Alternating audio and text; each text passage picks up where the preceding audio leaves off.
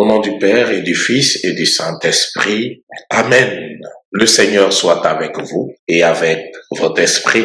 Frères et sœurs, chers abonnés de Parole de Dieu au quotidien, vous tous qui nous suivez, je voudrais vous saluer dans le saint nom de notre Seigneur Jésus-Christ. Je suis heureux de vous retrouver en ce mercredi 18 février 2026, mercredi des Cendres. Vous tous qui, à longueur de journée, nous écoutez et prêtez une oreille attentive à nos méditations, je voudrais vous dire merci. Merci pour vos efforts.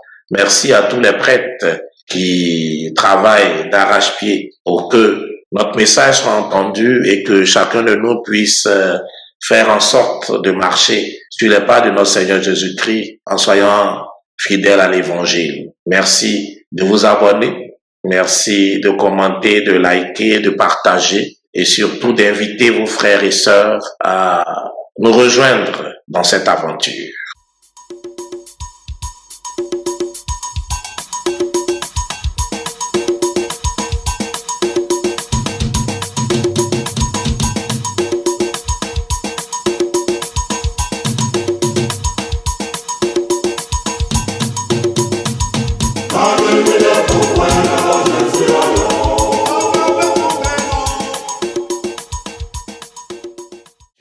Frères et sœurs en Christ, le mercredi des Cendres marque le début du carême, cette période de 40 jours qui nous sépare de la Semaine Sainte et de Pâques. Il est caractérisé, comme l'indique son nom, par l'imposition des cendres sur le front de chaque chrétien. Ce rite signifie que durant la période du carême qui s'ouvre, nous avons à nous détourner de nos fautes, à renoncer à nos égoïsmes, à nos petitesses, à nos violences aussi, pour nous tourner vers celui qui nous en guérit et qui s'apprête pour se faire à mourir sur la croix.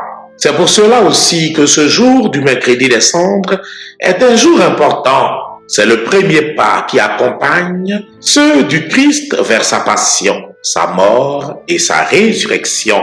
L'imposition des cendres est donc une invitation à nous convertir en devenant plus attentifs à la parole de Dieu, à mieux aimer, à reconnaître nos fautes et à faire pénitence par des privations. C'est pour nous un jour de jeûne et d'abstinence. On entend par jeûne non pas une privation totale de nourriture, mais un effort qui aide à se libérer du superflu, de l'inutile. Aujourd'hui, l'Église nous invite à jeûner et à nous abstenir de tout ce qui meuble inutilement notre vie, sur le plan de la nourriture ou des distractions ou des plaisirs de la vie. À chacun de nous de trouver ce à quoi il renoncera, non par mortification desséchante, mais pour retrouver le désir de Dieu et ainsi mieux l'entendre et rencontrer notre prochain.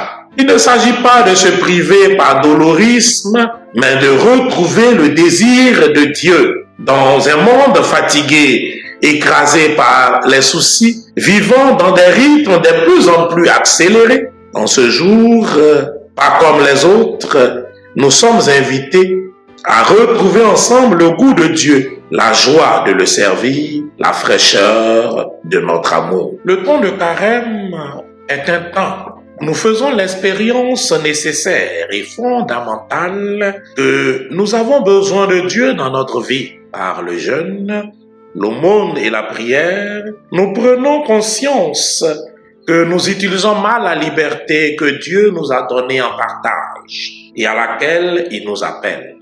Le jeûne nous permet de prendre conscience que tous les esclavages dans lesquels nous nous sommes enfermés, parfois sans nous en rendre compte, face à l'argent, à la nourriture, aux addictions, notre travail, notre famille, notre affectivité, nous avons besoin de prendre du recul et de toucher du doigt combien nous ne sommes pas aussi libres que nous le pensons. L'aumône, par le partage, nous oblige à sortir de nous-mêmes, de nous ouvrir au prochain, à l'autre qui a besoin de nous et de notre aide. L'aumône nous rappelle la dimension communautaire de notre foi et que le salut se réalise en communion avec nos frères et sœurs. La prière, enfin, nous oblige à reconnaître nos limites et à nous tourner vers le seul qui peut nous sauver et nous rendre notre dignité d'homme. C'est la prière du psaume 50. C'est la prière de l'homme pécheur qui s'en remet à la miséricorde de Dieu. Recevoir les cendres, c'est prendre conscience que le feu de l'amour de Dieu consume nos péchés. Consumés par la miséricorde de Dieu, ils sont de peu de poids.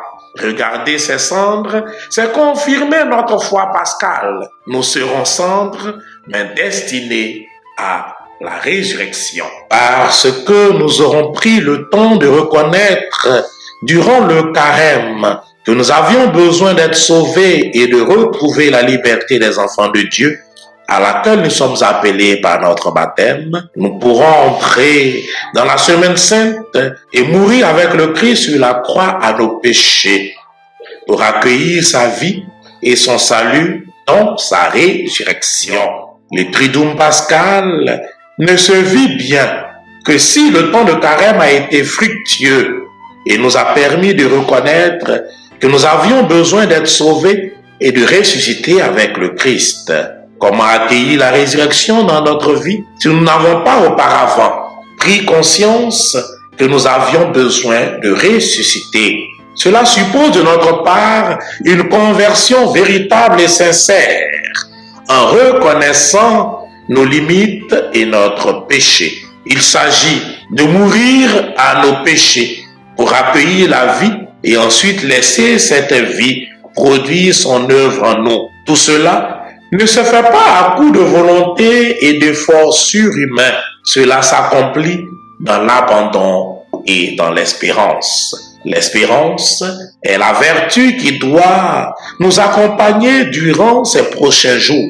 Elle doit nourrir et guider notre foi et notre charité. Frères et sœurs, puisse l'Esprit de Dieu nous guider afin que ce temps de carême qui commence soit pour chacun de nous un temps de rencontre de la conversion et de l'espérance qui nous aideront à affronter nos limites et nos faiblesses pour les offrir à celui qui vient nous en libérer. Lui qui vit et règne pour les siècles et les siècles. Amen. Le Seigneur soit avec vous et avec votre esprit. Que Dieu Tout-Puissant vous bénisse, le Père et le Fils et le Saint-Esprit. Amen. Allez dans la paix du Christ. Nous rendons grâce à Dieu. Fructueux temps de carême à tous et à chacun. Au revoir et à très bientôt.